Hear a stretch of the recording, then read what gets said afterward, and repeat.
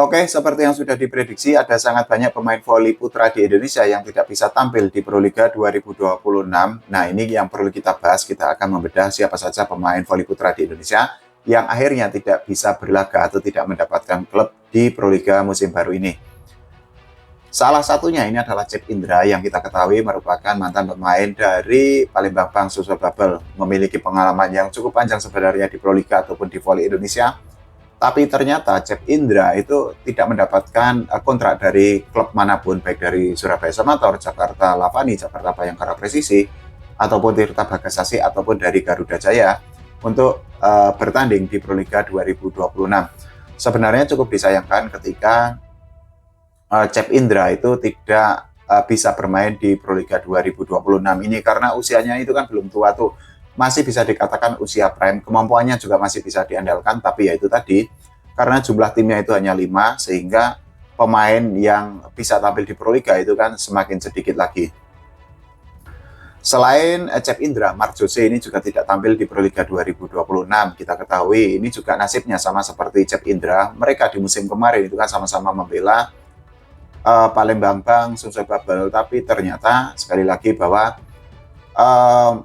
Mark Jose itu tidak mendapatkan kesempatan atau tidak mendapatkan tawaran kontrak atau tidak menandatangani kontrak dengan klub manapun, baik dengan Jakarta Lavani, Jakarta Bayangkara Presisi, ataupun dengan tim lainnya seperti Surabaya Samator.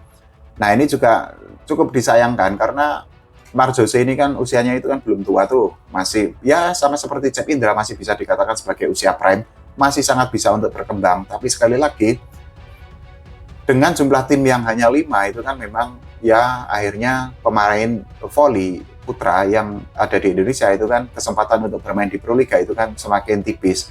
Peluang mereka itu kan atau probabilitasnya itu kan ya lebih kecil jika dibandingkan dengan tim putri yang kita ketahui tim putri itu kan pesertanya 7. Logikanya menjadi gini, ketika peserta Proliga itu semakin banyak, ya pemain yang bisa ditampung atau pemain yang bisa direkrut oleh semua tim peserta itu kan semakin banyak lagi. Nah, selain Cep Indra ataupun Mark Jose, Aji Maulana ini juga pemain senior, setter senior yang akhirnya juga tidak bisa tampil di Proliga 2026. Kalau kita bicara tentang Aji Maulana ini dulu itu kan merupakan setter timnas Indonesia dan juga tampil di Palembang Bang Sulsel Babel, kemudian di Lamongan, kemudian juga di Pertamina. Tapi ternyata di Proliga 2026 ini Aji Maulana itu kan tidak mendapatkan klub tuh.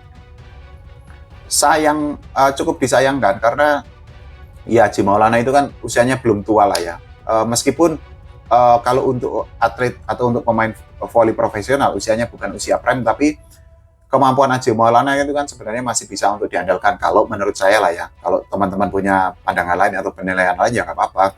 Tapi kalau menurut saya Aji Maulana kemampuannya itu kan sebenarnya masih bisa sangat untuk diandalkan.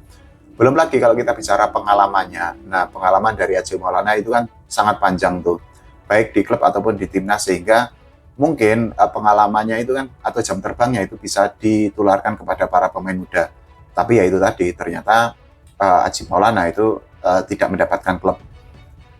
Nah, ini juga Dimas Saputra, ini juga tidak tampil di Proliga 2026. Ini salah satu pemain voli yang fansnya itu sangat banyak karena ya mereka sangat kagum dengan spike bledos yang dimiliki oleh Dimas Saputra.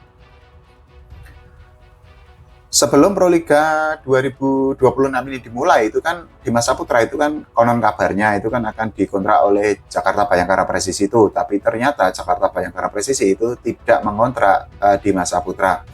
Di musim kemarin kita ketahui Dimas Saputra itu kan bermain di Jakarta Lavani ya. Nah, ternyata di musim ini Jakarta Lavani itu juga tidak mengontrak atau tidak memberikan sodoran perpanjangan kontrak kepada Dimas Saputra. Ini juga sangat disayangkan karena apa, Dimas Saputra itu kan usianya masih muda, menjadi pemain di timnas Indonesia meskipun kemarin di SEA Games 2025 dirinya itu tidak masuk ke dalam skuad timnas Indonesia yang dilatih oleh Jeff Jiangji. Tapi ya itu tadi, ternyata jumlah klub yang sangat sedikit ya akhirnya membuat pemain voli yang bergabung di klub di Proliga 2026 ya semakin sedikit lagi. Pemain lain, ini dua terakhir ini pemain bintang semua loh. Yang pertama adalah Doni Haryono, yang kedua adalah Rifan Nurmulki. Beda cerita. Tapi ini Doni dengan Rifan itu kan nasibnya itu beda dengan Aji Maulana, dengan Dimas Saputra, dengan Cep Indra, ataupun dengan Mark Jose. Karena apa? Doni Haryono dan Rifan Nurmulki itu kan sama-sama bermain di Liga Thailand tuh. Jadi Doni Haryono itu sudah resmi dikontrak lagi oleh Nakhon Ratchasima untuk bermain di Liga Thailand musim baru nanti. Nah, ini 2 musim beruntun Doni Haryono itu akan membela Nakhon Ratchasima, dan tentu saja harapannya itu kan dirinya itu bisa membantu Nakhon Ratchasima mempertahankan gelar juara, karena di musim kemarin itu kan Doni Haryono itu kan berhasil membantu Nakhon Ratchasima menjadi juara Liga Thailand setelah mengalahkan Diamond Food VC. Nah, nggak tahu nanti di di Liga Thailand musim baru apakah Doni Haryono bisa membantu Nakhon Ratchasima atau tidak. Khusus untuk Doni Haryono ketika tidak tampil di Proliga 2026 ini juga, ya para volley-mania mungkin kangen lah ya, karena terakhir kali Doni Haryono itu kan bermain di Proliga itu kan di mana? Jakarta Bin ya, di 2024 berarti. Nah, 2025 dirinya tidak main di Proliga. Nah, di 2026 Doni Haryono itu juga tidak bermain di Proliga. Nah, ini Rifan Nurmulki itu kan juga tidak tampil di Proliga tuh. Sama seperti Doni Haryono. Jadi Rifan Nurmulki itu memilih untuk berkarir di luar negeri di Liga Thailand bersama Diamond Food VC. Nah, ini merupakan abroad lanjutan dari Rifan Nurmulki, karena sebelumnya dirinya itu kan membela Wavlor Nagoya di Liga Jepang. Nah, di musim baru nanti dirinya akan kembali ke Asia Tenggara, tapi bukan di Proliga, melainkan di Liga Thailand bersama Diamond Food VC. Nah, kehadiran Rifan Nurmulki ini diharapkan bisa untuk mematahkan kutukan dari Diamond Food VC untuk menjadi juara Liga Thailand, karena Diamond Food VC ini kan merupakan musuh bebuyutan dari Nakhon Ratchasima. Mereka dalam beberapa musim terakhir itu kan bertemu di final, tapi yang menjadi juara adalah Nakhon Ratchasima. Nah, besok kita lihat apakah Rifan Nurmulki itu bisa membantu Diamond Food VC memecahkan kutukan itu atau tidak. Tapi gini benang merahnya teman-teman semua, yaitu tadi kemampuan PBVSI yang hanya bisa merekrut 5 tim aja itu kan akhirnya membuat sangat banyak pemain voli profesional yang akhirnya tidak bisa tampil di Proliga, padahal kita ketahui Proliga itu kan merupakan kasta tertinggi di Liga Voli Indonesia. Para pemain voli profesional tentu saja logikanya itu kan pasti sangat ingin bermain di Proliga lah ya, kalau mereka tidak bermain di abroad atau di luar negeri seperti Doni ataupun dengan Rifan. Tapi ketika mereka masih bermain di dalam negeri ya, mereka pasti ingin bermain di Proliga lah ya, karena satu, bermain di Proliga itu kan akan menambah jam terbang mereka, akan menambah skill mereka, akan menambah kemampuan reading the game-nya, akan menambah ketenangan atau kedewasaan di tengah lapangan, karena mereka itu akan menghadapi pemain-pemain voli yang terbaik di Indonesia, karena Proliga itu kan yang main itu kan pemain voli terbaik di Indonesia, dan juga mereka akan menghadapi pemain-pemain asing yang secara kualitas itu kan ya ada yang oke, ada yang enggak lah ya, tapi kita pukul rata aja pemain asing yang bermain di Proliga itu kan kualitasnya oke lah ya.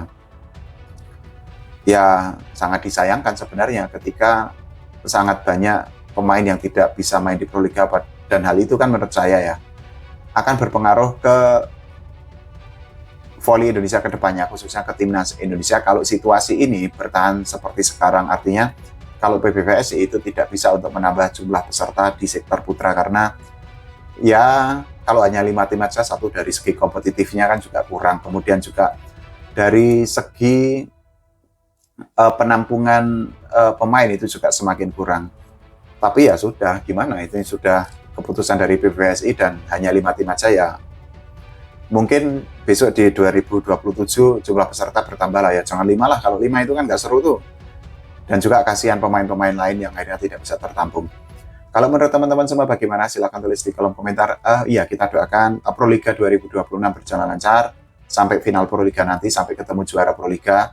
Dan juga timnas Indonesia semakin berprestasi, dan juga voli Indonesia diurus oleh PBVSI semakin baik lagi, semakin profesional lagi. Oke, terima kasih teman-teman semua.